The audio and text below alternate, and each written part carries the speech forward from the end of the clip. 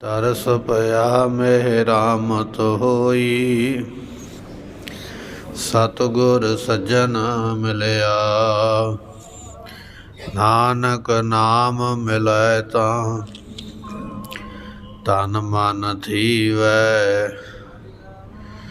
ਨਾਨਕ ਨਾਮ ਮਿਲੈ ਤਾਂ ਤਨ ਮਨ ਥੀਵੈ। ਸੁਕਉ ਟਲ ਗੁਰ ਸੇ ਅਹਨਿਸ ਸਹਜ ਸੁਭਾ। ਦਰਸ਼ਨ ਪਰਸੈ ਜਨਮ ਮਰਨ ਦੁਖ ਜਾ।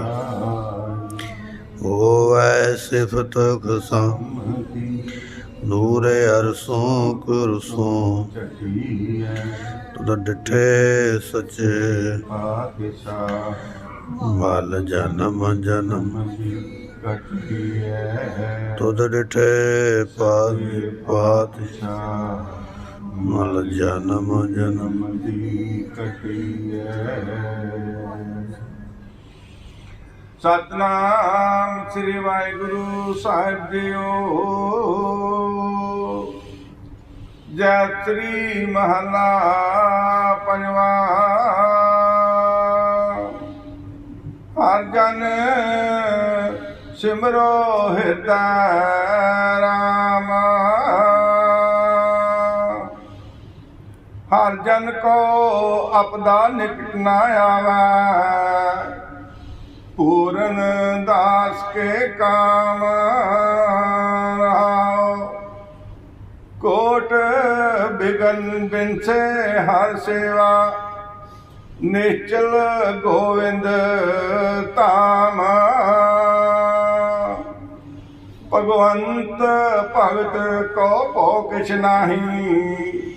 ਆਦਰ ਦੇਵਤ ਜਾਮ। ਤਾਜ ਗੋਪਾਲ ਆਣ ਜੋ ਕਰਨੀ। ਸੋਈ ਸੋਈ ਬਿਨਸਤ ਖਾਮ।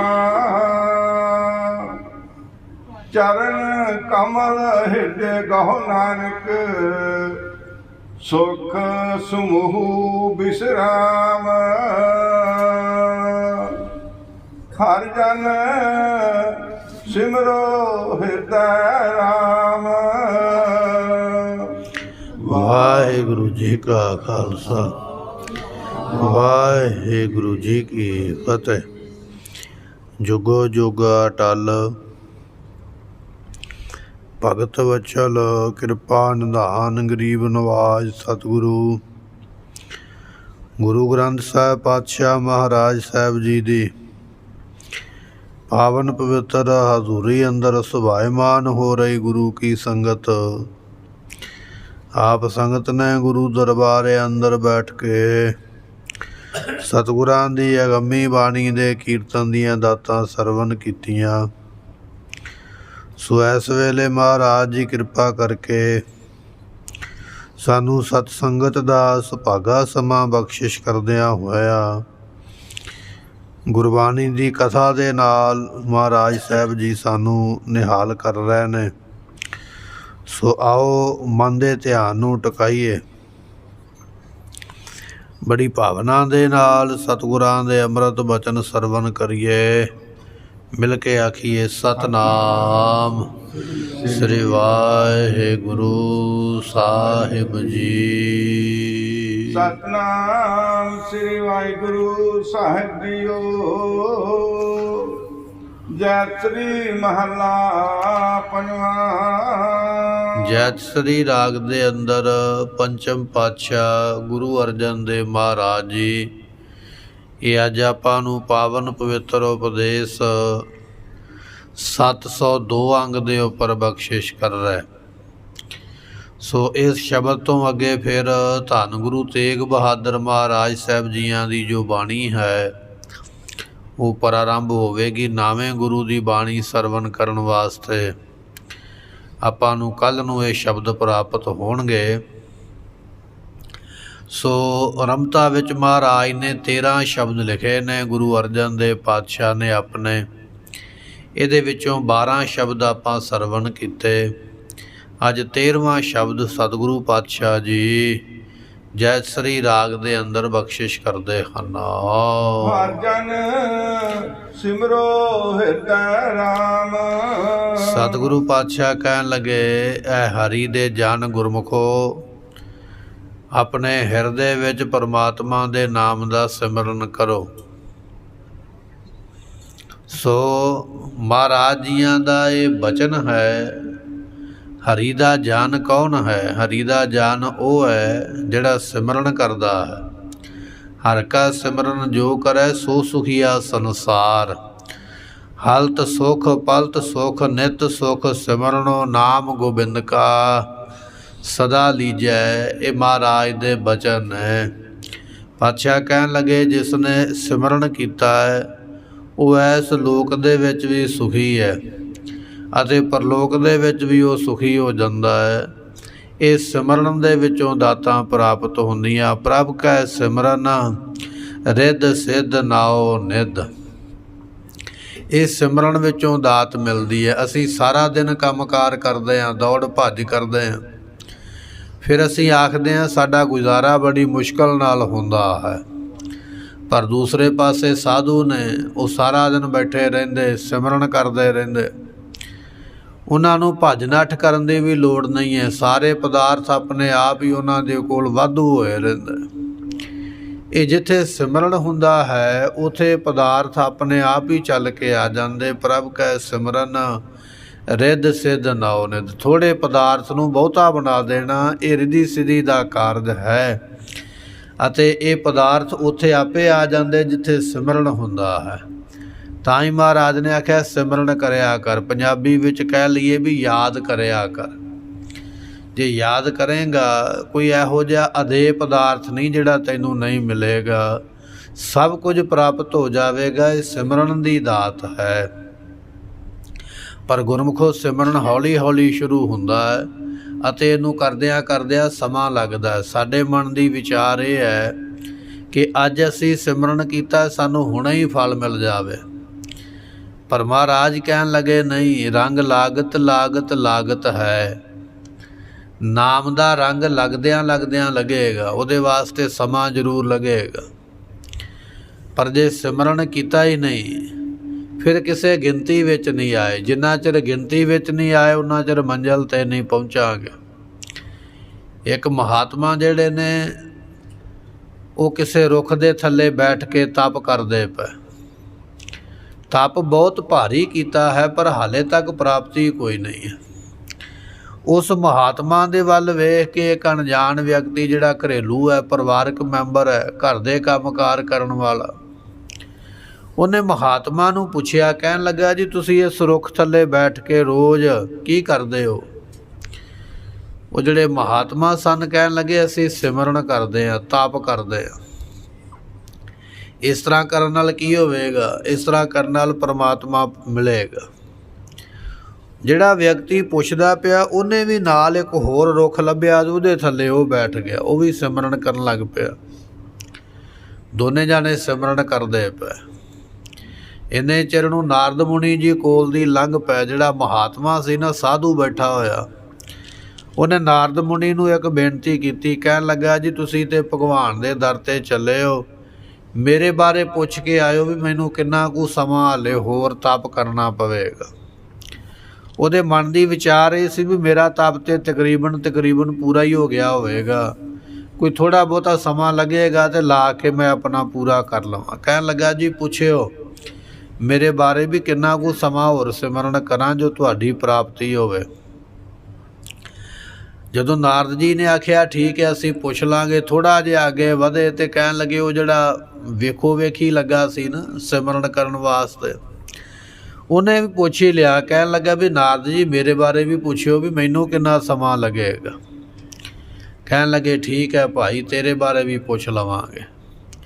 ਤੇ ਭਗਵਾਨ ਜੀ ਗਏ, ਨਾਰਦ ਜੀ ਗਏ ਨਾ ਭਗਵਾਨ ਦੇ ਦਰ 'ਤੇ ਜਾ ਕੇ ਪੁੱਛਿਆ, ਭਗਵਾਨ ਜੀ ਇੱਕ ਸਾਧੂ ਤਪ ਕਰਦਾ ਪਿਆ, ਉਹ ਪੁੱਛਦਾ ਮੈਨੂੰ ਕਦੋਂ ਕੁ ਮਿਲੋਗੇ, ਕਿੰਨਾ ਕੁ ਸਮਾਂ ਲੱਗੇਗਾ। ਭਗਵਾਨ ਜੀ ਨੇ ਦੱਸ ਦਿੱਤਾ। ਫਿਰ ਪੁੱਛਿਆ, ਜੀ ਉਹਦੇ ਨਾਲ ਇੱਕ ਹੋਰ ਵਿਅਕਤੀ ਵੇਖ ਕੇ ਬੈਠ ਗਿਆ, ਉਹ ਵੀ ਸਿਮਰਨ ਕਰਦਾ ਪਿਆ, ਉਹਨੂੰ ਕਿੰਨਾ ਟਾਈਮ ਲੱਗੇਗਾ ਉਹਦੇ ਬਾਰੇ ਵੀ ਆਪ ਜੀ ਦੱਸ ਦਿਓ। ਭਗਵਾਨ ਜੀਆਂ ਨੇ ਉਹਦੇ ਬਾਰੇ ਵੀ ਦੱਸਿਆ ਵੀ ਇੰਨਾ ਸਮਾਂ ਉਹਨੂੰ ਲੱਗੇਗਾ। ਜਦੋਂ ਵਾਪਸ ਆਏ ਨਾ ਨਾਰਦ ਜੀ, ਸਾਰਿਆਂ ਤੋਂ ਪਹਿਲਾਂ ਉਹ ਸਾਧੂ ਦੇ ਕੋਲ ਗਏ ਜਿਹੜਾ ਤਪਸਵੀ ਤਪ ਕਰਦਾ ਪਿਆ। ਨਾਰਦ ਜੀ ਨੂੰ ਆਇਆ ਵੇਖ ਕੇ ਉਹ ਤਪਸਵੀ ਉੱਠ ਕੇ ਖੜਾ ਹੋ ਗਿਆ, ਬੜਾ ਖੁਸ਼ ਹੋ ਕੇ ਪੁੱਛਿਆ, ਕਹਿਣ ਲੱਗਾ ਮੇਰੇ ਬਾਰੇ ਭਗਵਾਨ ਨੇ ਕੀ ਆਖਿਆ ਹੈ, ਮੈਨੂੰ ਕਿੰਨਾ ਸਮਾਂ ਲੱਗੇਗਾ ਤਪ ਕਰਦਿਆਂ। ਨਾਰਦ ਜੀ ਕਹਿਣ ਲੱਗੇ ਭਗਵਾਨ ਜੀ ਨੇ ਸੁਨੇਹਾ ਭੇਜਿਆ ਹੈ, ਜਿਹੜੇ ਰੁੱਖ ਦੇ ਥੱਲੇ ਬੈਠ ਕੇ ਤਪ ਕਰਦਾ ਹੈ, ਇਹ ਰੁੱਖ ਦੇ ਜਿੰਨੇ ਪੱਤੇ ਨੇ ਇੰਨੇ ਜਨਮ ਲੈਣੇ ਪੈਣਗੇ। 1-2 ਸਾਲਾਂ ਦੀ ਗੱਲ ਨਹੀਂ ਹੈ, ਜਿੰਨੇ ਰੁੱਖ ਦੇ ਪੱਤੇ ਨੇ ਇੰਨੇ ਜਨਮ ਲਵੇਂਗਾ, ਤਪ ਕਰੇਗਾ, ਫਿਰ ਮੇਰੀ ਪ੍ਰਾਪਤੀ ਹੋਵੇਗੀ। ਇਹ ਗੱਲ ਸੁਣਦਿਆਂ ਸਾਰੀ ਬੜੀ ਨਿਰਾਸ਼ਾ ਆਈ ਮਨ ਵਿੱਚ ਵੀ ਇੰਨੇ ਲੰਮਾ ਇੰਨੇ ਜਨਮ ਲੈਣੇ ਪੈਣਗੇ, ਤਪ ਕਰਨਾ ਪਵੇਗਾ। ਆਪਣੇ ਗਲ ਦੀ ਮਾਲਾ ਤੋੜ ਕੇ ਸੁੱਟ ਦਿੱਤੀ, ਆਪਣਾ ਭੇਸ ਬੇਸ ਵੀ ਲਾਹ ਦਿੱਤਾ, ਉਤਾਰ ਦਿੱਤਾ, ਹੱਥ ਵਾਲੀ ਮਾਲਾ ਵੀ ਸੁੱਟ ਕੇ ਪਰੇ ਮਾਰੀ, ਕਹਿਣ ਲੱਗਾ ਮੈਂ ਨਹੀਂ ਕਰਨਾ ਤਪ, ਇੰਨਾ ਲੰਮਾ ਸਮਾਂ ਕੌਣ ਕਰੇ, ਇੰਨੇ ਜਨਮ ਕੌਣ ਲਵੇ। ਉਦਾਸ ਹੋ ਗਿਆ, ਮੈਂ ਨਹੀਂ ਕਰਾਂਗਾ, ਉੱਠ ਕੇ ਚੱਲ ਪਿਆ। ਉਹ ਨਾਰਦ ਜੀ ਚਲਦਿਆਂ ਚਲਦਿਆਂ ਦੂਸਰੇ ਵਿਅਕਤੀ ਕੋਲ ਪਹੁੰਚ ਗਿਆ ਜਿਹੜਾ ਵੇਖ ਕੇ ਲੱਗਾ ਸੀ ਸਿਮਰਨ ਕਰਨ ਵਾਸਤੇ। ਉਹਨੇ ਵੀ ਆਪਣਾ ਸਵਾਲ ਦੁਹਰਾਇਆ, ਕਹਿਣ ਲੱਗਾ ਨਾਰਦ ਜੀ ਮੇਰੇ ਬਾਰੇ ਕੀ ਹੁਕਮ ਆਇਆ। ਤੇ ਨਾਰਦ ਜੀ ਨੇ ਉਹਨੂੰ ਦੱਸਿਆ, ਕਹਿਣ ਲੱਗੇ ਤੇਰੇ ਬਾਰੇ ਹੁਕਮ ਆਇਆ ਵੀ ਜਿੰਨੇ ਰੁੱਖ ਦੇ ਪੱਤੇ ਨੇ ਇੰਨੇ ਜਨਮ ਤੈਨੂੰ ਲੈਣੇ ਪੈਣਗੇ, ਫਿਰ ਜਾ ਕੇ ਤੈਨੂੰ ਈਸ਼ਵਰ ਦੀ ਭਗਵਾਨ ਦੀ ਪ੍ਰਾਪਤੀ ਹੋਵੇਗੀ। ਹੁਣ ਸੁਨੇਹਾ ਦੋਨਾਂ ਨੂੰ ਇੱਕੋ ਜਿਹਾ ਹੀ ਆਇਆ, ਉਹਨੂੰ ਵੀ ਰੁੱਖਾਂ ਦੇ ਪੱਤਿਆਂ ਦੀ ਗੱਲ ਕੀਤੀ, ਉਸ ਨੂੰ ਵੀ ਰੁੱਖ ਦੇ ਪੱਤੇ ਦੀ ਗੱਲ ਕੀਤੀ। ਤੇ ਕਹਿਣ ਲੱਗੇ ਜਦੋਂ ਇਹ ਬਚਨ ਸੁਣਿਆ ਤਾਂ ਵਿਅਕਤੀ ਜਿਹੜਾ ਸੀ ਨਾ ਉਸ ਵੇਲੇ ਖੁਸ਼ੀ ਦੇ ਨਾਲ ਨੱਚਣ ਲੱਗ ਪਿਆ। ਨਾਰਦ ਜੀ ਬੜੇ ਹੈਰਾਨ ਹੋ ਕੇ ਪੁੱਛਦੇ ਨੇ, ਕਹਿਣ ਲੱਗੇ ਨੱਚਦਾ ਕਿਉਂ ਪਿਆ? ਇਹ ਰੁੱਖ ਦੇ ਪੱਤੇ ਕਿਤੇ ਗਿਣਤੀ ਵਿੱਚ ਥੋੜ੍ਹੀ ਨੇ, ਪਤਾ ਨਹੀਂ ਕਿੰਨੇ ਹਜ਼ਾਰ ਪੱਤੇ ਨੇ, ਕਿੰਨੇ ਜਨਮ ਲੈਣੇ ਪੈਣਗੇ। ਉਹ ਵਿਅਕਤੀ ਕਹਿਣ ਲੱਗਾ ਮੈਨੂੰ ਇਹ ਨਹੀਂ ਪਤਾ ਵੀ ਰੁੱਖ ਦੇ ਪੱਤੇ ਕਿੰਨੇ ਨੇ, ਜਨਮ ਕਿੰਨੇ ਲੈਣੇ ਪੈਣਗੇ। ਮੈਨੂੰ ਖੁਸ਼ੀ ਇਸ ਗੱਲ ਦੀ ਹੈ ਵੀ ਮੈਂ ਕਿਸੇ ਨਾ ਕਿਸੇ ਗਿਣਤੀ ਵਿੱਚ ਆ ਗਿਆ ਹਾਂ। ਮੰਨ ਲਓ ਜੇ 1000 ਪੱਤਾ ਹੋਵੇਗਾ ਤਾਂ ਗਿਣਤੀ ਵਿੱਚ ਤੇ ਆ ਗਿਆ ਨਾ ਵੀ 1000 ਜਨਮ ਦੇ ਬਾਅਦ ਮਿਲ ਜਾਏਗਾ। ਜੇ ਮੈਂ ਪਹਿਲਾਂ ਤਾਂ ਮੈਂ ਗਿਣਤੀ ਵਿੱਚ ਹੀ ਨਹੀਂ ਸੀ ਹੈਗਾ ਤੇ ਉਦੋਂ ਤਾਂ ਮਿਲਣਾ ਵੀ ਕੀ ਹੈ। ਮੈਨੂੰ ਖੁਸ਼ੀ ਹੈ ਵੀ ਮੈਂ ਗਿਣਤੀ ਵਿੱਚ ਆ ਗਿਆ। ਜਦੋਂ ਅੰਦਰੋਂ ਖੁਸ਼ ਹੋ ਕੇ ਇਹ ਗੱਲ ਕਹੀ ਨਾ ਵੀ ਮੈਂ ਕਰਾਂਗਾ 1000 ਬਰਸ ਤਪ ਕਰਾਂਗਾ, ਮੈਂ ਗਿਣਤੀ ਵਿੱਚ ਆ, ਮੈਂ ਬੜੇ ਵੱਡਿਆਂ ਭਾਗਾਂ ਵਾਲੇ ਸਮਝਦਾ ਆਪਣੇ ਆਪ ਨੂੰ, ਔਰ ਰੱਬ ਦੀ ਬੜੀ ਕਿਰਪਾ ਸਮਝਦਾ ਵੀ ਮੈਂ ਗਿਣਤੀ ਵਿੱਚ ਹੋ ਗਿਆ ਹਾਂ। ਜਦੋਂ ਇਹ ਗੱਲ ਦੀ ਖੁਸ਼ੀ ਪ੍ਰਗਟਾਈ ਤੇ ਕਹਿਣ ਲੱਗੇ ਭਗਵਾਨ ਜੀ ਪ੍ਰਗਟ ਹੋ ਗਏ। ਉਸੇ ਵੇਲੇ ਦਰਸ਼ਨ ਦੇ ਦਿੱਤੇ, ਕਹਿਣ ਲੱਗੇ ਕੇਵਲ ਅਸੀਂ ਤੇਰੀ ਪਰਖ ਕਰਦੇ ਪਏ, ਪ੍ਰਾਪਤੀ ਤੇ ਛਿਣ ਦੇ ਵਿੱਚ ਹੀ ਹੋ ਜਾਂਦੀ ਹੈ ਜਦੋਂ ਉਹ ਪ੍ਰਸੰਨ ਹੋ ਜਾਵੇ, ਤੇਰੀ ਨੀਅਤ ਦੇ ਉੱਪਰ, ਤੇਰੀ ਵਿਚਾਰ ਦੇ ਉੱਪਰ ਖੁਸ਼ ਹੋ ਜਾਵੇ, ਫਿਰ ਉਹਦੀ ਪ੍ਰਾਪਤੀ ਹੁੰਦੀ ਹੈ। ਸਤਿਗੁਰੂ ਪਾਤਸ਼ਾਹ ਕਹਿਣ ਲੱਗੇ ਹਰ ਦਿਨ ਸਿਮਰੋ ਹਿਰਦੈ ਰਾਮ, ਹਿਰਦੇ ਵਿੱਚ ਰਾਮ ਦਾ ਸਿਮਰਨ ਕਰ। ਸਿਮਰਨ ਦੇ ਵਿੱਚੋਂ ਮਿਲ ਜਾਣਗੀਆਂ ਬਰਕਤਾਂ, ਬਖਸ਼ਿਸ਼ਾਂ ਇਹੋ ਜਿਹੀਆਂ ਮਿਲਣਗੀਆਂ, ਦੁਨੀਆ ਦੇ ਪਦਾਰਥ ਤੇ ਮਿਲ ਹੀ ਜਾਣਗੇ, ਖੁਦ ਪਦਾਰਥ ਦੇਣ ਵਾਲਾ ਪਰਮਾਤਮਾ ਮਿਲ ਜਾਏਗਾ, ਪਰ ਮਿਲੇਗਾ ਉਸ ਵੇਲੇ ਜਦੋਂ ਸਿਮਰਨ ਕਰੇਗਾ।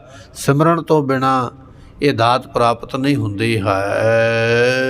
ਜਨ ਕੋ ਆਪਦਾ ਨਿਕਟ ਨ ਆਵੈ, ਜਿਹੜੇ ਰੱਬ ਦੇ ਪਿਆਰੇ ਨੇ ਉਹਨਾਂ ਦੇ ਨੇੜੇ ਆਪਦਾ ਕਹੀਏ ਵਿਪਤਾ ਨਹੀਂ ਆਉਂਦੀ ਹੈ। ਜਿਵੇਂ ਅਸੀਂ ਵਿਪਤਾ ਵਿੱਚ ਘਰੇ ਆ ਨਾ, ਕੋਈ ਸਾਨੂੰ ਇੱਧਰੋਂ ਵਿਪਤਾ ਪੈਂਦੀ ਹੈ, ਕੋਈ ਉੱਧਰੋਂ ਦੁੱਖ ਪੈਂਦਾ, ਇੱਕ ਪਾਸਿਓਂ ਵਿਪਤਾ 'ਚੋਂ ਨਿਕਲੀ ਦਾ ਦੂਜੀ ਵਿਪਤਾ ਬਣ ਜਾਂਦੀ ਹੈ।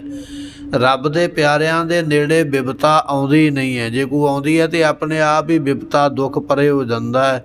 ਇਹ ਸਿਮਰਨ ਦੀ ਤਾਕਤ ਹੈ ਕਿ ਸਿਮਰਨ ਉਹਨਾਂ ਦੇ ਨੇੜੇ ਫਿਰ ਵਿਪਤਾ ਨਹੀਂ ਆਉਣ ਦਿੰਦਾ ਹੈ।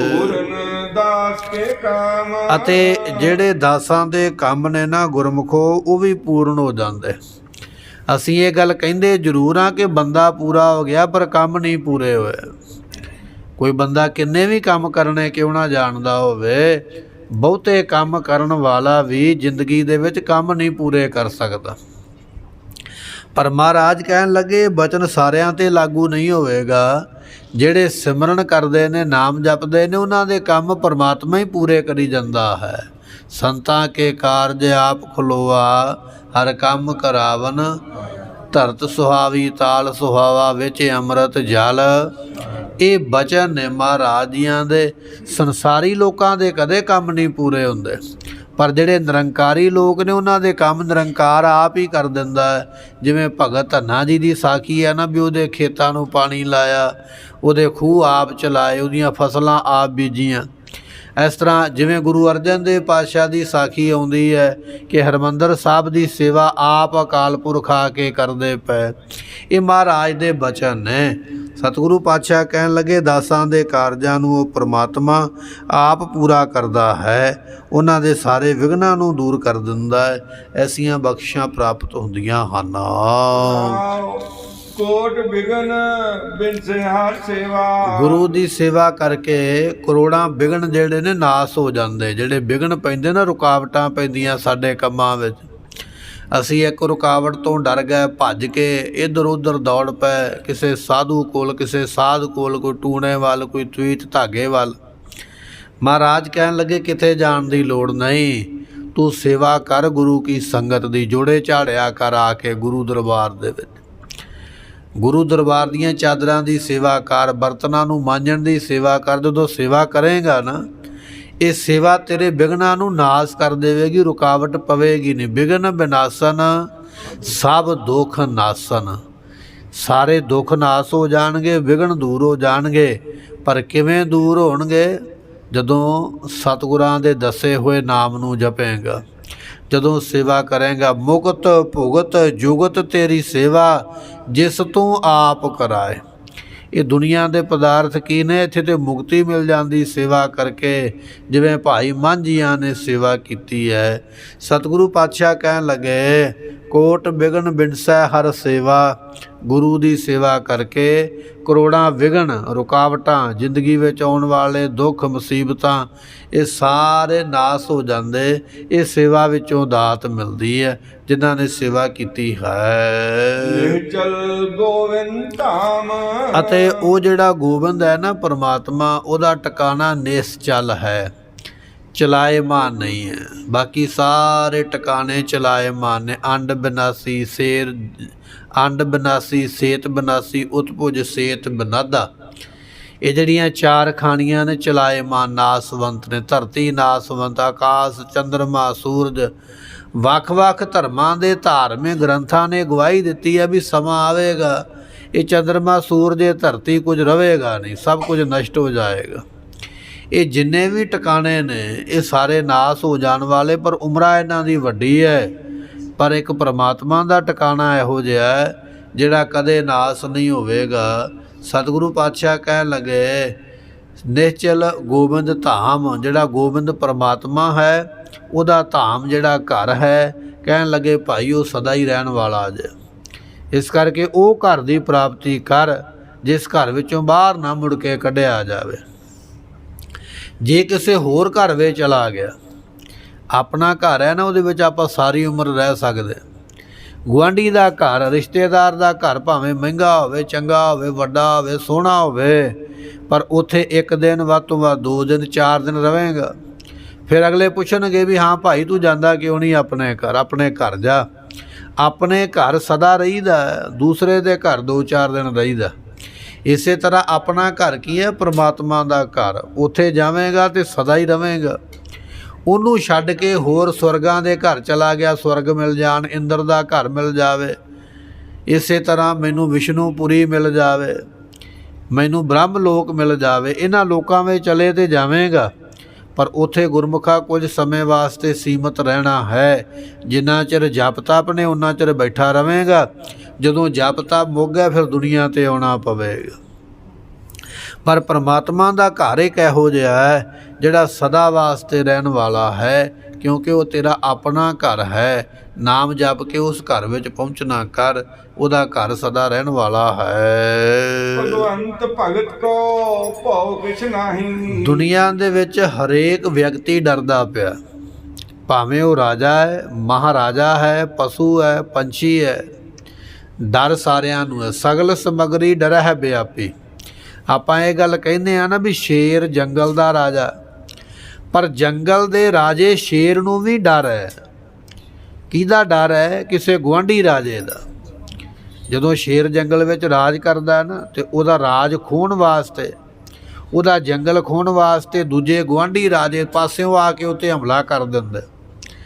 ਜਿਹੜਾ ਉਸ ਟਾਈਮ ਦਾ ਮਾਲਕ ਜੰਗਲ ਰਾਜਾ ਹੈ ਉਹਨੂੰ ਪਾੜ ਦਿੱਤਾ ਜਾਂਦਾ, ਮਾਰ ਦਿੱਤਾ ਜਾਂਦਾ ਹੈ। ਇੱਥੋਂ ਤੱਕ ਕਿ ਉਹਦੇ ਬੱਚੇ ਜਿਹੜੇ ਜੰਮੇ ਹੋਏ ਨੇ, ਜਿਉਂਦੇ ਨੇ, ਉਹਨਾਂ ਨੂੰ ਵੀ ਦੂਸਰੇ ਸ਼ੇਰ ਆ ਕੇ ਮਾਰ ਦਿੰਦੇ। ਕਹਿਣ ਲੱਗੇ ਜੰਗਲ ਦਾ ਰਾਜਾ ਜ਼ਰੂਰ ਹੈ ਸ਼ੇਰ, ਪਰ ਸ਼ੇਰ ਨੂੰ ਵੀ ਆਪਣੇ ਪੜੋਸੀਆਂ ਦਾ, ਦੂਜੇ ਸ਼ੇਰਾਂ ਦਾ ਡਰ ਹੈ, ਕਿਤੇ ਮੇਰੇ ਰਾਜ ਭਾਗ 'ਤੇ ਕਬਜ਼ਾ ਨਾ ਕਰ ਲੈਣ। ਤੇ ਸਤਿਗੁਰੂ ਪਾਤਸ਼ਾਹ ਮਹਾਰਾਜ ਸਾਹਿਬ ਜੀ ਕਹਿਣ ਲੱਗੇ ਗੁਰਮੁਖਾ ਬਚਨ ਇਹ ਹੈ ਕਿ ਡਰ ਸਾਰਿਆਂ ਨੂੰ ਹੀ ਹੈ, ਭਾਵੇਂ ਸ਼ੇਰ ਹੈ, ਜੰਗਲ ਦਾ ਰਾਜਾ, ਭਾਵੇਂ ਮਨੁੱਖ ਹੈ। ਸਗਲ ਸਮਗਰੀ ਡਰ ਹੈ ਵਿਆਪੀ। ਇਹ ਜਿੰਨੀ ਸਮਗਰੀ ਹੈ ਸਾਰੀ ਡਰ ਦੇ ਵਿੱਚ ਲੱਗੀ ਹੋਈ, ਡਰ ਵਿੱਚ ਫਸੀ ਹੋਈ ਹੈ। ਇੱਕ ਪ੍ਰਮਾਤਮਾ ਇਹੋ ਜਿਹਾ ਜਿਹੜਾ ਡਰ ਤੋਂ ਬਿਨਾਂ ਹੈ। ਭਗਵੰਤ ਭਉ ਭਗਤ ਕਉ ਭਉ ਕੇਸ਼ ਨਾਹੀ। ਜਿਹੜੇ ਪ੍ਰਮਾਤਮਾ ਦੇ ਭਗਤ ਨੇ ਉਹਨਾਂ ਨੂੰ ਕਿਸੇ ਦਾ ਡਰ ਨਹੀਂ ਰਹਿੰਦਾ ਹੈ। ਆਦਰ ਦੇਵਤ ਜਾਮ, ਕਿਉਂਕਿ ਉਹਨਾਂ ਰੱਬ ਦਿਆਂ ਭਗਤਾਂ ਨੂੰ ਜਮਦੂਤ ਵੀ ਜਿਹੜੇ ਨੇ ਉਹ ਕਹਿ ਲਈਏ ਆਦਰ ਦਿੰਦੇ, ਸਤਿਕਾਰ ਦਿੰਦੇ। ਜਿਹੜੇ ਰੱਬ ਦੇ ਪਿਆਰੇ ਨੇ ਉਹਨਾਂ ਨੂੰ ਸਤਿਕਾਰ ਤੇ ਜਮਦੂਤ ਵੀ ਦਿੰਦਾ ਹੈ। ਸੋ ਇਸ ਕਰਕੇ ਇਹ ਬਚਨ ਹੈ ਮਹਾਰਾਜ ਜੀਆਂ ਦਾ, ਨਾਲ ਨਰਾਇਣ ਮੇਰਾ ਜਮਦੂਤ ਨਾ ਆਵੈ ਨੇਰੇ। ਇਹ ਮਹਾਰਾਜ ਜੀਆਂ ਦਾ ਮੁੱਖ ਵਾਕ ਹੈ ਕਿ ਰਾਮ ਦੇ ਪਿਆਰੇ ਜਿਹੜੇ ਨਾਮ ਜਪਣ ਵਾਲੇ ਨੇ ਉਹਨਾਂ ਨੂੰ ਸਤਿਕਾਰ ਤੇ ਜਮ ਵੀ ਦਿੰਦਾ ਹੈ। ਸੋ ਫਿਰ ਡਰ ਕਾਹਦਾ ਹੈ? ਸਾਨੂੰ ਡਰ ਹੈ ਰਾਜੇ ਦਾ, ਮਹਾਰਾਜੇ ਦਾ, ਸਰਕਾਰ ਦਾ, ਜਾਂ ਫਿਰ ਮੌਤ ਦਾ ਡਰ ਹੈ, ਬਿਮਾਰੀ ਦਾ ਡਰ ਹੈ, ਅੰਤ ਵੇਲੇ ਡਰ ਜਮਾਂ ਦਾ ਹੈ। ਪਰ ਰੱਬ ਦੇ ਪਿਆਰਿਆਂ ਦੇ ਸਾਰੇ ਡਰ ਮੁੱਕ ਜਾਂਦੇ ਕਿਉਂਕਿ ਉਹਨਾਂ ਨੇ ਨਾਮ ਜਪਿਆ ਹੈ। ਤਾਜ ਗੋਪਾਲ ਆਣ ਜੋ ਕਰਨੀ। ਗੋਪਾਲ ਪ੍ਰਮਾਤਮਾ ਨੂੰ ਛੱਡ ਕੇ ਆਣ ਜਿਹੜੇ ਹੋਰ ਕੰਮ ਕਰਨੇ ਨੇ, ਪ੍ਰਮਾਤਮਾ ਦਾ ਨਾਮ ਨਹੀਂ ਜਪਦਾ ਪਿਆ। ਗੋਪਾਲ ਤੇਰਾ ਆਰਤਾ ਉਹ ਨਹੀਂ ਜਪਿਆ, ਗੋਪਾਲ ਦੇ ਨਾਮ ਨੂੰ ਨਹੀਂ ਜਪਿਆ, ਬਾਕੀ ਸਾਰਾ ਕੁਝ ਹੀ ਕੀਤਾ। ਵਰਤ ਵੀ ਰੱਖਿਆ, ਜਲ ਧਾਰਾ ਵੀ ਕੀਤਾ, ਜਪੀ ਵੀ ਬਣ ਗਿਆ, ਤਪੀ ਵੀ ਬਣ ਗਿਆ, ਦਾਨੀ ਵੀ ਬਣ ਗਿਆ, ਯਾਤਰੂ ਵੀ ਬਣ ਗਿਆ, ਇਹ ਸਾਰਾ ਕੁਝ ਹੀ ਕਰ ਲਿਆ। ਪਰ ਮਹਾਰਾਜ ਕਹਿਣ ਲੱਗੇ ਇੱਕ ਗੋਪਾਲ ਦਾ ਨਾਮ ਛੱਡ ਕੇ ਹੋਰ ਜੋ ਮਰਜ਼ੀ ਤੂੰ ਦੁਨੀਆ ਵਿੱਚ ਕਰ ਲਾ। ਯਾਤਰਾ ਵੀ ਕਰ ਆਇਆ, ਪੁੰਨ ਦਾਨ ਵੀ ਕਰ ਦਿੱਤਾ ਹੈ, ਪੁੰਨ ਦਾਨ ਕਾ ਕਰੇ ਸਰੀਰ ਵੀ ਬਣ ਗਿਆ ਹੈ, ਪਰ ਜੇ ਨਾਮ ਨਹੀਂ ਜਪਦਾ ਉਹਦੇ ਤੋਂ ਬਿਨਾਂ ਹੋਰ ਜਿਹੜੇ ਕੰਮ ਕਰਦਾ ਹੈ, ਸੋਈ ਸੋਈ ਬਿਨ ਸਤ ਖਾਮ। ਉਹ ਜਿਹੜੇ ਕੰਮ ਨੇ ਸੋਈ ਖਾਮ ਸਾਰੇ ਹੀ ਕੱਚੇ ਨੇ। ਕੱਚੇ ਕੰਮ ਦਾ, ਕੱਚੇ ਧਾਗੇ ਦੀ ਗੱਠ ਦਾ ਕੀ ਪਾਉਣਾ ਹੈ? ਹੁਣ ਧਾਗਾ ਹੱਥ ਵਿੱਚ ਕੱਚਾ ਫੜਿਆ ਤੇ ਬੰਦਾ ਛਾਲ ਮਾਰ ਦੇਵੇ ਵੀ ਇਹ ਧਾਗਾ ਮੈਨੂੰ ਬਚਾ ਲਵੇਗਾ, ਪਕੜ ਕੇ ਬਚ ਜਾਵਾਂਗਾ, ਨਹੀਂ। ਕੱਚੇ ਧਾਗੇ ਨੇ, ਤੇਰਾ ਭਾਰ ਨਹੀਂ ਉਹ ਝੱਲਣਾ, ਇਹਨੇ ਟੁੱਟ ਜਾਣਾ, ਤੂੰ ਵੀ ਡਿੱਗੇਂਗਾ। ਕੱਚੇ ਧਾਗੇ ਦੇ ਆਸਰੇ ਨਾ ਛਾਲ ਮਾਰੀ, ਜੇ ਛਾਲ ਮਾਰਨੀ ਹੈ ਤੇ ਪੱਕਾ ਪ੍ਰਬੰਧ ਕਰਕੇ ਮਾਰ। ਸਤਿਗੁਰੂ ਪਾਤਸ਼ਾਹ ਕਹਿਣ ਲੱਗੇ ਇੱਕ ਪਾਸੇ ਕਰ ਲਿਆ ਪੁੰਨ, ਇੱਕ ਪਾਸੇ ਕਰ ਲਿਆ ਦਾਨ, ਤੀਰਥਾਂ ਦੀ ਯਾਤਰਾ ਕਰ ਆਇਆ, ਵਰਤ ਰੱਖ ਲਿਆ, ਇਹ ਸਾਰੇ ਕੱਚੇ ਧਾਗੇ ਨੇ। ਇਹਨਾਂ ਦੇ ਆਸਰੇ ਨਾ ਕਿਤੇ ਰਹਿ ਜਾਵੀਂ ਵੀ ਮੈਂ ਜਮਾਂ ਤੋਂ ਬਚ ਜਾਵਾਂਗਾ ਜਾਂ ਜਮ ਮੈਨੂੰ ਸਜ਼ਾ ਨਹੀਂ ਦੇਣਗੇ। ਇਹ ਕੱਚੇ ਧਾਗੇ ਤੇਰੀ ਬਹੁਤੀ ਮਦਦ ਨਹੀਂ ਕਰ ਸਕਦੇ, ਤੈਨੂੰ ਬਚਾ ਨਹੀਂ ਸਕਦੇ, ਕਿਤੇ ਇਹ ਨਾ ਹੋਵੇ ਜਮਾਂ ਦੇ ਵਸ ਪੈ ਜਾਵੇ। ਇਸ ਕਰਕੇ ਨਾਮ ਜਪਿਆ ਕਰ, ਤੇਰਾ ਭਲਾ ਹੋਵੇਗਾ, ਤੈਨੂੰ ਲਾਭ ਪ੍ਰਾਪਤ ਹੋਵੇਗਾ। ਔਰ ਨਾਮ ਹੌਲੀ ਹੌਲੀ ਜਪਦਿਆਂ ਰੰਗ ਲੱਗਣਾ, ਇੱਕੇ ਦਿਨ ਕੁਝ ਨਹੀਂ ਉਹ ਪ੍ਰਾਪਤ ਹੋਣਾ। ਮਹਾਰਾਜ ਜੀਆਂ ਦੇ ਬਚਨ ਪੇਖਤ ਪੇਖਤ ਜੈਸੇ ਰਤਨ ਪਾਰਖ ਤੋਂ ਪਾਰਖ ਹੋਤ। ਹੁਣ ਪਹਿਲੇ ਦਿਨ ਜੌਹਰੀ ਨੇ ਆਪਣਾ ਚੇਲਾ ਰੱਖਿਆ ਤੇ ਚੇਲਾ ਪਹਿਲੇ ਦਿਨ ਹੀ ਇਹ ਗੱਲ ਕਵੇ ਵੀ ਮੈਂ ਤੇ ਰਤਨ ਦੀ ਪਾਰਖ ਕਰਨੀ ਜਾਣ ਲਈ ਹੈ, ਨਹੀਂ ਪਹਿਲੇ ਦਿਨ ਪਾਰਖੂ ਨਹੀਂ ਬਣੇਗਾ। ਰਤਨ ਦੀ ਪਰਖ ਕਰਨ ਵਾਸਤੇ ਜੌਹਰੀ ਦੇ ਕੋਲ ਚੇਲੇ ਨੂੰ ਕਈ ਸਾਲ ਲਾਉਣੇ ਪੈਣਗੇ। ਉਹ ਫਿਰ ਹੌਲੀ ਹੌਲੀ ਦੱਸੇਗਾ ਵੀ ਇਹਦੀ ਪਰਖ ਕਿਵੇਂ ਕਰਨੀ ਹੈ। ਪੇਖਤ ਪੇਖਤ ਜੈਸੇ ਰਤਨ ਪਾਰਖਤ ਹੋਤ। ਅੱਜ ਰਤਨ ਨੂੰ ਵੇਖਿਆ, ਉਹਦੀ ਚਮਕ ਵੇਖੀ ਹੈ, ਫਿਰ ਉਹਦੇ ਭਾਰ ਦਾ ਪਤਾ ਲੱਗੇਗਾ, ਫਿਰ ਉਹਦੀ ਕੁਆਲਿਟੀ ਦਾ ਪਤਾ ਲੱਗੇਗਾ, ਫਿਰ ਉਹਦਾ ਮੁੱਲ ਕਿਵੇਂ ਪਾਉਣਾ ਹੈ, ਉਹ ਕਿੰਨੀ ਕੀਮਤ ਦਾ, ਇਹਦੇ ਵਿੱਚੋਂ ਬਚੇਗਾ ਕਿੰਨਾ, ਘਟੇਗਾ ਕਿੰਨਾ। ਪਰ ਇਹ ਗੁਰਮੁਖੋਂ ਪਤਾ ਲੱਗੇਗਾ ਕਈ ਮਹੀਨੇ ਜਾਂ ਕਈ ਸਾਲ ਲਾ ਕੇ, ਫਿਰ ਤਜਰਬਾ ਆਉਂਦਾ। ਹੁਣ ਆਪਾਂ ਸੋਨੇ ਦਾ ਗਹਿਣਾ ਬਣਾ ਕੇ ਲਿਆਉਂਦੇ ਨਾ, ਸਾਨੂੰ ਸੁਨਿਆਰਾ ਕਹਿੰਦਾ ਜਾਂ ਕੰਪਨੀ ਕਹਿੰਦੀ ਹੈ ਵੀ ਇਹਦੇ ਵਿੱਚ ਇੰਨਾ ਸੋਨਾ ਹੈ, ਇੰਨੀ ਮਿਲਾਵਟ ਹੈ।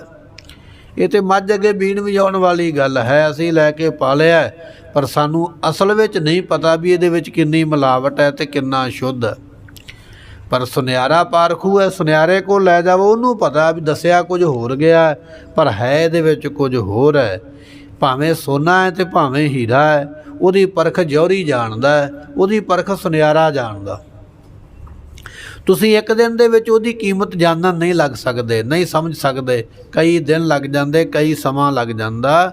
ਅਤੇ ਕਹਿਣ ਲੱਗੇ ਸੁਣਤ ਜੈਸੇ ਪੰਡਤ ਪ੍ਰਵੀਨ ਹੈ। ਜਿਹੜਾ ਬੰਦਾ ਪਹਿਲੇ ਦਿਨ ਕਥਾ ਵਿੱਚ ਆਇਆ ਨਾ, ਕੀਰਤਨ ਵਿੱਚ ਆਇਆ, ਉਹਦੇ ਸੁਣਨ ਦਾ ਧਿਆਨ ਅਤੇ ਜਿਹੜਾ ਰੋਜ਼ ਆਉਂਦਾ ਉਹਦੇ ਸੁਣਨ ਦੇ ਧਿਆਨ ਵਿੱਚ ਫਰਕ ਹੈ। ਜਿਹੜਾ ਪਹਿਲੇ ਦਿਨ ਆਇਆ ਉਹਨੂੰ ਤਾਂ ਬੈਠਣਾ ਵੀ ਨਹੀਂ ਆਇਆ, ਮੈਂ ਬੈਠਣਾ ਕਿਵੇਂ ਹੈ, ਉਹ ਤਾਂ ਇੱਧਰ ਉੱਧਰ ਝਾਕਦਾ ਪਿਆ, ਸਮੇਂ ਨੂੰ ਵੇਖਦਾ ਪਿਆ। ਜਿਹੜਾ ਰੋਜ਼ ਆਉਂਦਾ ਹੈ ਉਹਦੀ ਬੈਠਣੀ ਦੇ ਵਿੱਚ ਫਰਕ ਪੈ ਗਿਆ, ਉਹਨੂੰ ਬੈਠਣ ਦਾ ਤਰੀਕਾ ਆ ਗਿਆ। ਜਿਹੜਾ ਰੋਜ਼ ਆਉਂਦਾ ਉਹਦੇ ਕੋਲ ਸੁਣਨ ਦਾ ਤਰੀਕਾ ਵੀ ਆ ਗਿਆ, ਵੀ ਸੁਣਨਾ ਕਿਵੇਂ ਹੈ, ਕਮਾਈ ਕਿਵੇਂ ਕਰਨੀ ਹੈ। ਸੁਣਤ ਜੈਸੇ ਪੰਡਤ ਪ੍ਰਵੀਨ ਹੈ। ਇੱਕ ਦਿਨ ਸੁਣਦਿਆਂ ਇੰਨਾ ਧਿਆਨ ਟਿਕੇਗਾ ਜਿਵੇਂ ਕੋਈ ਬਹੁਤਾ ਵਿਦਵਾਨ ਪੰਡਤ ਆਪਣੀ ਵਿੱਦਿਆ ਦੇ ਵਿੱਚ ਨਿਪੁੰਨ ਹੋ ਜਾਂਦਾ ਹੈ, ਇਸ ਤਰ੍ਹਾਂ ਤੂੰ ਵੀ ਨਿਪੁੰਨ ਹੋ ਜਾਵੇਂਗਾ ਸਰਵਣ ਕਰਨ ਦੇ ਵਿੱਚ। ਪਰ ਇਹ ਦਾਤ ਗੁਰਮੁਖਾ ਪਹਿਲੇ ਦਿਨ ਨਹੀਂ ਮਿਲਣੀ ਹੈ। ਇਹ ਸੰਗਤ ਵਿੱਚ ਆਉਂਦਿਆਂ 6 ਮਹੀਨੇ ਲੰਘ ਗਏ, ਸੰਗਤ ਵਿੱਚ ਆਉਂਦਿਆਂ ਸਾਲ ਲੰਘ ਗਿਆ, ਹੌਲੀ ਹੌਲੀ ਬੈਠਣ ਦਾ ਤਰੀਕਾ ਆਵੇਗਾ, ਸੁਣਨ ਦਾ ਤਰੀਕਾ ਆਵੇਗਾ, ਫਿਰ ਜਾ ਕੇ ਗੱਲ ਬਣਨੀ ਹੈ। ਸੁੰਗਤ ਸੌਦਾ ਜੈਸੇ ਕੋ ਸੁਬਾਸੀ ਹੋਤ। ਕਹਿਣ ਲੱਗੇ ਅਤਰ ਜਿਹੜਾ ਨਾ ਗੁਰਮੁਖੋ ਅਤਰ, ਉਹਨੂੰ ਸੁੰਘਦਿਆਂ ਤਜਰਬਾ ਆਉਂਦਾ ਵੀ ਇਹ ਅਤਰ ਕਿੰਨੀ ਕੀਮਤ ਦਾ। ਕੰਪਨੀ ਵਾਲੇ ਸਾਨੂੰ ਬਹੁਤੀ ਖੁਸ਼ਬੂ ਵਿਖਾ ਦੇਣਗੇ ਵੀ ਆਹ ਵੇਖੋ ਬੜੀ ਮਹਿਕ ਹੈ। ਹੁਣ ਅਸੀਂ ਤਾਂ ਲੈ ਲਿਆ ਵੀ ਸਾਨੂੰ ਇੱਕ ਵਾਰੀ ਪਾਇਆ ਅਤੇ ਮਹਿਕ ਆਈ ਹੈ, ਪਰ ਉਹਦੀ ਮਹਿਕ ਕੁਝ ਮਿੰਟਾਂ ਵਾਸਤੇ ਹੈ ਅਤੇ ਕੁਝ ਦਿਨਾਂ ਵਾਸਤੇ ਹੈ, ਮੁੜ ਕੇ ਉਹਦੀ ਮਹਿਕ ਆਉਣੀ ਬੰਦ ਹੋ ਜਾਣੀ ਹੈ। ਪਰ ਜਿਹੜਾ ਸ਼ੁੱਧ ਅਤਰ ਹੈ ਨਾ, ਉਹ ਤੁਸੀਂ ਕੱਪੜੇ ਦੇ ਨਾਲ ਲਾ ਲਵੋ, ਕੱਪੜਾ ਘਸ ਕੇ ਪੜ ਜਾਏਗਾ ਪਰ ਉਹਦੀ ਖੁਸ਼ਬੂ ਨਹੀਂ ਜਾਏਗੀ। ਪਰ ਇਹਦੀ ਪਰਖ ਸਾਨੂੰ ਨਹੀਂ ਹੈ, ਇਹਦੀ ਪਰਖ ਉਹਨੂੰ ਹੈ ਜਿਹੜਾ ਅਤਰ ਦਾ ਬਿਜ਼ਨਸ ਕਰਦਾ, ਵਪਾਰ ਕਰਦਾ। ਸੁੰਗਤ ਸੌਦਾ ਜੈਸੇ ਕੋ ਸੁਬਾਸੀ ਹੋਤ। ਸੁੰਘਦਿਆਂ ਅਤਰ ਵੇਚਣ ਵਾਲੇ ਨੂੰ ਜਾ ਕੇ ਗਿਆਨ ਹੁੰਦਾ, ਕਈ ਸਾਲ ਲੱਗ ਗਏ ਵੇਚਦਿਆਂ, ਧੰਦਾ ਕਰਦਿਆਂ, ਫਿਰ ਜਾ ਕੇ ਗਿਆਨ ਮਿਲਿਆ। ਆਪਾਂ ਪਹਿਲੇ ਦਿਨ ਬਾਜ਼ਾਰ ਵਿੱਚ ਚਲੇ ਗਏ, ਸਾਡੇ ਕੋਲੋਂ ਤਜਰਬਾ ਨਹੀਂ ਹੋਵੇਗਾ, ਸਾਨੂੰ ਉਹਦੀ ਕੁਆਲਿਟੀ ਦਾ, ਉਹਦੇ ਗੁਣ ਦਾ ਪਤਾ ਨਹੀਂ ਹੋਵੇਗਾ। ਗਾਵਤ ਜੈਸੇ ਗਾਇਨ ਗੁਨੀਲ ਹੈ। ਭਾਈ ਸਾਹਿਬ ਭਾਈ ਗੁਰਦਾਸ ਜੀ ਕਹਿਣ ਲੱਗੇ ਅੱਜ ਪਹਿਲੀ ਦਿਨ ਬੈਠਾ ਨਾ ਗਵਈਆ ਗਾਉਣ ਵਾਸਤੇ, ਉਹ ਗਾਵੇਗਾ ਜ਼ਰੂਰ, ਕਦੇ ਤਾਲ ਤੋਂ ਬਾਹਰ ਹੋ ਜਾਏਗਾ, ਕਦੇ ਰਾਗ ਤੋਂ ਬਾਹਰ ਹੋ ਜਾਏਗਾ, ਕਦੇ ਉਹ ਬੇਸੁਰਾ ਹੋ ਜਾਏਗਾ, ਕਦੇ ਵਿੱਚ ਰੁਕ ਜਾਏਗਾ। ਹੁਣ ਜਿਹੜੇ ਨਵਾਂ ਸ਼ਬਦ ਪੜ੍ਹਨਾ ਸਿੱਖਦੇ ਬੀਬੀਆਂ ਵਿੱਚ ਜਾਂ ਸਿੰਘਾਂ ਵਿੱਚ, ਵੀ ਅੱਜ ਪਹਿਲੇ ਦਿਨ ਸੰਗਤ ਵਿੱਚ ਸ਼ਬਦ ਪੜ੍ਹਨਾ, ਨਹੀਂ ਚੰਗੀ ਤਰ੍ਹਾਂ ਹਾਰਮੋਨੀਅਮ ਵਜਾਉਣਾ ਆਵੇਗਾ, ਨਹੀਂ ਤਾਲ ਵਿੱਚ ਬੈਠਣਾ ਆਵੇਗਾ, ਨਹੀਂ ਲਗਾਤਾਰ ਗਾਇਆ ਜਾਏ, ਕਈ ਗਲਤੀਆਂ ਹੋ ਜਾਂਦੀਆਂ। ਆਪਾਂ ਕਹਿ ਦਿੰਦੇ ਕੋਈ ਗੱਲ ਨਹੀਂ ਪਹਿਲਾ ਦਿਨ ਹੈ, ਹੌਲੀ ਹੌਲੀ ਹੋ ਜਾਏਗਾ। ਪਰ ਜੇ ਉਹਦੀ ਥਾਂ 'ਤੇ ਕੋਈ ਨਿਪੁੰਨ ਕੀਰਤਨੀਆ ਬੈਠ ਜਾਵੇ, ਜਿਹਨੇ ਕਈ ਸਾਲ ਤਜਰਬਾ ਕੀਤਾ, ਕਈ ਸਾਲ ਕੀਰਤਨ ਕੀਤਾ, ਉਹ ਅੱਖਾਂ ਬੰਦ ਕਰਕੇ ਹਾਰਮੋਨੀਅਮ ਵੀ ਵਜਾ ਸਕੇਗਾ, ਸ਼ਬਦ ਵੀ ਪੜ੍ਹ ਸਕੇਗਾ, ਰਾਗ ਦੇ ਵਿੱਚ ਵੀ ਰਹੇਗਾ, ਤਾਲ ਦੇ ਵਿੱਚ ਵੀ ਰਹੇਗਾ, ਕਿਉਂਕਿ ਉਹਦਾ ਗਾਉਣਾ ਤਜਰਬਾ ਹੈ, ਉਹਦੇ ਕੋਲ ਤਜਰਬੇ ਬਿਨਾਂ ਗਾਇਆ ਨਹੀਂ ਜਾਂਦਾ। ਜਿਹਨੇ ਪਹਿਲੇ ਦਿਨ ਗਾਉਣਾ ਉਹਨੂੰ ਅੱਖਾਂ ਵੀ ਖੁੱਲ੍ਹੀਆਂ ਰੱਖਣੀਆਂ ਪੈਣੀਆਂ, ਮੇਰੀ ਉਂਗਲ ਕਿਹੜੀ ਸੁਰ 'ਤੇ ਹੈ। ਜੇ ਗਲਤ ਸੁਰ 'ਤੇ ਉਂਗਲ ਰੱਖੀ ਗਈ ਤਾਂ ਕੰਮ ਵਿਗੜ ਜਾਏਗਾ। ਜਿਹੜਾ ਰਾਗੀ ਹੈ ਉਹ ਅੱਖਾਂ ਬੰਦ ਵੀ ਕਰ ਲਵੇ, ਉਹਦੀਆਂ ਉਂਗਲਾਂ ਕਦੇ ਪਰੇ ਜਾਂਦੀਆਂ ਹੀ ਨਹੀਂ, ਆਪਣੇ ਆਪ ਸੁਰ ਦੇ ਉੱਪਰ ਹੀ ਆਉਂਦੀਆਂ। ਅਤੇ ਜੇ ਕਿਤੇ ਉਂਗਲ ਸੁਰ ਤੋਂ ਪਰੇ ਚਲੇ ਵੀ ਜਾਵੇ ਤਾਂ ਉਹ ਆਪ ਰਾਗ ਵਿਦਿਆ ਤੋਂ ਬਾਹਰ ਨਹੀਂ ਹੁੰਦਾ, ਉਹਦਾ ਗਲਾ ਆਪਣੇ ਆਪ ਹੀ ਉਸੇ ਸੁਰ ਨੂੰ ਪਕੜੇਗਾ। ਕਹਿਣ ਲੱਗੇ ਗਾਵਤ ਜੈਸੇ ਗਾਇਨ ਗੁਨੀਨ ਹੈ। ਵੱਡੇ ਗੁਣੀ ਗਾਉਂਦਿਆਂ ਗੁਣ ਵਾਲੇ ਬਣਦੇ, ਐਵੇਂ ਨਹੀਂ ਬਣ ਜਾਈਦਾ। ਲਿਖਤ ਲੇਖ ਜੈਸੇ ਤੋਂ ਲੇਖਕ ਹੋਤ।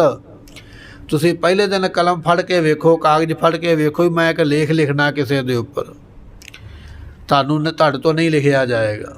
ਉਹਦੇ 'ਚ ਕਈ ਸਿਹਾਰੀਆਂ ਬਿਹਾਰੀਆਂ ਔਂਕੜ ਦਲੈਂਕੜ ਰਹਿ ਜਾਣਗੇ, ਕਈ ਗੱਲਾਂ ਹੀ ਰਹਿ ਜਾਣਗੀਆਂ। ਵਾਰ ਕੱਟਣਾ ਪਵੇਗਾ, ਵਾਰ ਬਣਾਉਣਾ ਪਵੇਗਾ। ਪਰ ਆਪਾਂ ਅਰਜੀ ਨਿਵੇਸ਼ ਕੋਲ ਜਾਈਏ ਨਾ, ਉਹਨੂੰ ਆਖੀਏ ਵੀ ਸਾਡੇ ਕੋਲ ਲੈਟਰ ਲਿਖ ਕੇ ਦੇ, ਅਸੀਂ ਦੇਣੀ ਹੈ, ਉਹ ਝੱਟ ਹੀ ਲਿਖ ਦੇਵੇਗਾ, ਉਹਦਾ ਤਜਰਬਾ।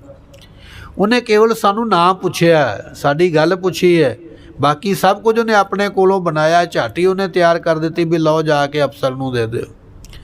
ਪਰ ਉਹੀ ਜੇ ਆਪਾਂ ਘਰ ਲਿਖਣ ਲੱਗ ਪਈਏ ਅਸੀਂ ਉਹਨੂੰ ਪੂਰਾ ਨਹੀਂ ਲਿਖ ਸਕਾਂਗੇ। ਲਿਖਦਿਆਂ ਫਿਰ ਤਜਰਬਾ ਆਉਂਦਾ ਵੀ ਕਿਹੜਾ ਸ਼ਬਦ ਕਿਵੇਂ ਲਿਖਣਾ ਹੈ। ਚਾਖਤ ਚਾਖਤ ਜੈਸੇ ਭੋਗੀ ਰਸ ਭੀਨ ਹੈ, ਚੱਖਦਿਆਂ ਪਤਾ ਲੱਗੇਗਾ ਵੀ ਸਬਜ਼ੀ ਦਾ ਸਵਾਦ ਕਿਵੇਂ ਚੱਖਣਾ ਹੈ ਔਰ ਦੱਸਣਾ ਕਿਵੇਂ ਹੈ, ਫਲ ਦਾ ਸਵਾਦ ਕਿਵੇਂ ਲੈਣਾ ਹੈ।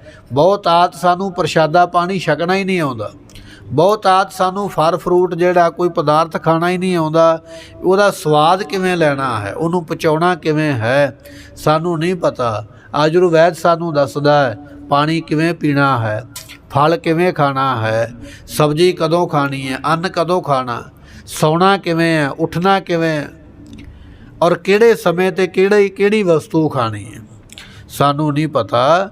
ਪਰ ਇਹ ਗਿਆਨ ਹੌਲੀ ਹੌਲੀ ਚੱਖਦਿਆਂ ਫਿਰ ਜਾ ਕੇ ਪ੍ਰਾਪਤ ਹੁੰਦਾ ਹੈ। ਚਲਤ ਜੈਸੇ ਪਹੁੰਚੇ ਟਿਕਾਣੇ ਸੋਏ, ਚਲਦਿਆਂ ਟਿਕਾਣੇ 'ਤੇ ਪਹੁੰਚੀਦਾ। ਤੁਸੀਂ ਕਿਸੇ ਮੰਜ਼ਿਲ 'ਤੇ ਜਾਣਾ ਨਾ, ਕਿਸੇ ਦੂਰ ਜਾਣਾ, ਅੱਜ ਘਰੋਂ ਤੁਰੋਗੇ ਤੇ ਫਿਰ ਜਾ ਕੇ ਉੱਥੇ ਪਹੁੰਚੋਗੇ। ਮੈਂ ਘਰੋਂ ਤੁਰਾਂ ਹੀ ਨਾ, ਘਰੇ ਬੈਠਾ ਪੁੱਛਦਾ ਰਵਾਂ, ਮੰਜ਼ਿਲ 'ਤੇ ਥੋੜ੍ਹੀ ਪਹੁੰਚਾਂਗਾ। ਕਹਿਣ ਲੱਗੇ ਚਲਤ ਜੈਸੇ ਪਹੁੰਚੇ ਟਿਕਾਣੇ ਜਾਏ, ਅੱਜ ਤੁਰੇਗਾ ਫਿਰ ਜਾ ਕੇ ਟਿਕਾਣੇ 'ਤੇ ਪਹੁੰਚੇਗਾ। ਤੇ ਫਿਰ ਅਖੀਰ ਵਿੱਚ ਉਹਨਾਂ ਨੇ ਨਿਚੋੜ ਕੱਢ ਕੇ ਸਾਨੂੰ ਸਮਝਾਇਆ ਹੈ। ਕਹਿਣ ਲੱਗੇ ਖੋਜਤ ਗੁਰ ਸ਼ਬਦ ਲਿਵ ਲੀਨ ਹੈ, ਗੁਰੂ ਦੇ ਸ਼ਬਦ ਨੂੰ ਅੱਜ ਪੜ੍ਹਿਆ ਕੁਝ ਹੋਰ ਪ੍ਰਾਪਤ ਹੋਵੇਗਾ, ਕੱਲ੍ਹ ਨੂੰ ਫਿਰ ਪੜ੍ਹੇਗਾ ਹੋਰ ਪ੍ਰਾਪਤ ਹੋਵੇਗਾ। ਪੜ੍ਹਦਿਆਂ ਇੰਨਾ ਲੀਨ ਹੋ ਜਾਏਗਾ ਕਿ ਤੂੰ ਸ਼ਬਦ ਦਾ ਹੀ ਰੂਪ ਹੋ ਜਾਏਗਾ, ਤੇਰੇ ਵਿੱਚ ਤੇ ਸ਼ਬਦ ਵਿੱਚ ਫਰਕ ਕੋਈ ਨਹੀਂ ਰਹਿ ਜਾਏਗਾ। ਇੱਕ ਵਾਰੀ ਆਖੀਏ ਸਤਨਾਮ। ਮਹਾਰਾਜ ਜੀਆਂ ਦਾ ਬਚਨ ਹਰ ਜਨ ਦੋਈ ਏਕ ਹੈ, ਬਿਬ ਵਿਚਾਰ ਕਿਛ ਨਾਹੇ। ਸ਼ਬਦ ਨੂੰ ਪੜ੍ਹਦਿਆਂ ਇੱਕ ਦਿਨ ਸਮਾਂ ਉਹ ਆ ਜਾਏਗਾ, ਤੂੰ ਸ਼ਬਦ ਦਾ ਹੀ ਰੂਪ ਹੋ ਜਾਏਗਾ, ਸ਼ਬਦ ਵਿੱਚ ਤੇ ਤੇਰੇ ਵਿੱਚ ਫਰਕ ਹੀ ਨਹੀਂ ਰਹਿ ਜਾਏਗਾ। ਪਰ ਗੁਰਮੁਖਾ ਇਹ ਪਹਿਲੇ ਦਿਨ ਨਹੀਂ, ਜਿਵੇਂ ਆਪਾਂ ਬਚਨ ਸੁਣਨਾ ਕੀਤੇ ਇਹਨੂੰ ਵੀ ਪਹਿਲੇ ਦਿਨ ਰਤਨ ਨਹੀਂ ਪਰਖਿਆ ਗਿਆ, ਪਹਿਲੇ ਦਿਨ ਸੁਣ ਕੇ ਪੰਡਤ ਨਹੀਂ ਬਣਿਆ, ਪਹਿਲੇ ਦਿਨ ਸੁੰਘ ਕੇ ਅਤਰ ਦੀ ਖੁਸ਼ਬੂ ਦਾ ਨਹੀਂ ਪਤਾ ਲੱਗਾ, ਪਹਿਲੇ ਦਿਨ ਗਾ ਕੇ ਤੂੰ ਰਾਗ ਵਿਦਿਆ ਦਾ ਗਵਈਆ ਉਸਤਾਦ ਨਹੀਂ ਬਣਿਆ, ਪਹਿਲੇ ਦਿਨ ਲਿਖਣ ਕਰਕੇ ਤੂੰ ਪੂਰੀ ਅਰਜੀ ਲਿਖ ਨਹੀਂ ਸਕਿਆ, ਪਹਿਲੇ ਦਿਨ ਚੱਖਦਿਆਂ ਹੋਇਆ ਤੂੰ ਚੰਗੀ ਤਰ੍ਹਾਂ ਸਵਾਦ ਨੂੰ ਦੱਸ ਨਹੀਂ ਸਕਿਆ। ਇਸੇ ਤਰ੍ਹਾਂ ਮਹਾਰਾਜ ਕਹਿਣ ਲੱਗੇ ਕਿ ਪਹਿਲੇ ਦਿਨ ਹੀ ਸ਼ਬਦ ਪੜ੍ਹਿਆ ਤੇ ਆਖਿਆ ਮੈਂ ਇਹਦਾ ਖੋਜਕਾਰ ਬਣ ਜਾਵਾਂ, ਨਹੀਂ ਬਣੇਗਾ। ਸ਼ਬਦ ਨੂੰ ਖੋਜਦਿਆਂ ਸਮਾਂ ਲੱਗੇਗਾ। ਅੱਜ ਪੜ੍ਹਿਆ, ਕੱਲ੍ਹ ਪੜ੍ਹਿਆ, ਰੋਜ਼ ਪੜ੍ਹਿਆ, ਪੜ੍ਹਦਿਆਂ ਰੰਗ ਲਾਗਤ ਹੈ, ਫਿਰ ਰੰਗ ਲੱਗ ਜਾਏਗਾ। ਸਤਿਗੁਰੂ ਬਖਸ਼ਿਸ਼ ਕਰਦੇ ਕਹਿਣ ਲੱਗੇ ਤਜ ਗੋਪਾਲ ਆਣ ਜੋ ਕਰਨੀ ਸੋਈ ਬਿਨਸਤ ਖਾਮ। ਗੋਪਾਲ ਦੇ ਨਾਮ ਨੂੰ ਛੱਡ ਕੇ ਹੋਰ ਕੰਮਾਂ ਵਿੱਚ ਲੱਗੇ ਰਹਿਣਾ। ਕਹਿਣ ਲੱਗੇ ਖਾਮ ਕਹੀਏ ਕੱਚੇ ਕੰਮ ਨੇ ਭਾਈ, ਇਹਨਾਂ ਵਿੱਚ ਲੱਗਣ ਵਾਲੇ ਨਾਸ ਹੁੰਦੇ ਹਨ। ਚਰਨ ਕਮਲ ਹਿਰਦੇ ਗਹੁ ਨਾਨਕ, ਸੁਖ ਸਮੂਹ ਬਿਸਰਾਮ। ਸਤਿਗੁਰੂ ਪਾਤਸ਼ਾਹ ਕਹਿਣ ਲੱਗੇ ਕਮਲਾਂ ਵਰਗੇ ਸੁੰਦਰ ਚਰਨ ਪਰਮਾਤਮਾ ਦੇ, ਉਹਨਾਂ ਨੂੰ ਆਪਣੇ ਹਿਰਦੇ ਵਿੱਚ ਗ੍ਰਹਿਣ ਕਰ ਲਾ। ਇਹ ਪਰਮਾਤਮਾ ਦੇ ਚਰਨ ਸਾਰੇ ਸੁੱਖਾਂ ਵਿੱਚ ਤੇਰਾ ਵਿਸਰਾਮ ਕਰਵਾ ਦੇਣਗੇ, ਤੇਰਾ ਟਿਕਾਣਾ ਕਰਵਾ ਦੇਣਗੇ, ਸਾਰੇ ਸੁੱਖਾਂ ਵਿੱਚ ਟਿਕ ਜਾਏਗਾ। ਜਾਂ ਕਹਿ ਲਈਏ ਵੀ ਸਾਰੇ ਸੁੱਖ ਪਰਮਾਤਮਾ ਦੇ ਚਰਨਾਂ ਵਿੱਚ ਨੇ। ਜਦੋਂ ਚਰਨ ਤੇਰੇ ਹਿਰਦੇ ਵਿੱਚ ਵਸ ਗਏ ਸਾਰੇ ਸੁੱਖ ਤੈਨੂੰ ਪ੍ਰਾਪਤ ਹੋਣਗੇ। ਸਮੇਂ ਦੀ ਸਮਾਪਤੀ, ਭੁੱਲਾਂ ਦੀ ਮੁਆਫੀ। ਕੱਲ੍ਹ ਨੂੰ ਆਪਾਂ ਨਵੇਂ ਪਾਤਸ਼ਾਹ ਦੀ ਬਾਣੀ ਦੇ ਸ਼ਬਦ ਸ਼ੁਰੂ ਕਰਾਂਗੇ ਅਤੇ ਸਰਵਣ ਵੀ ਕਰਾਂਗੇ।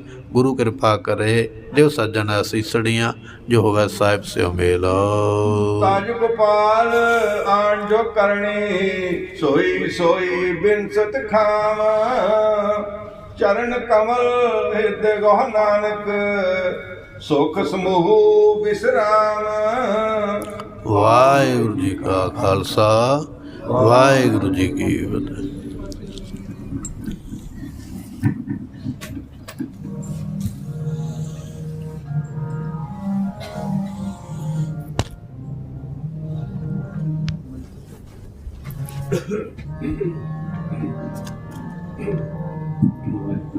Right.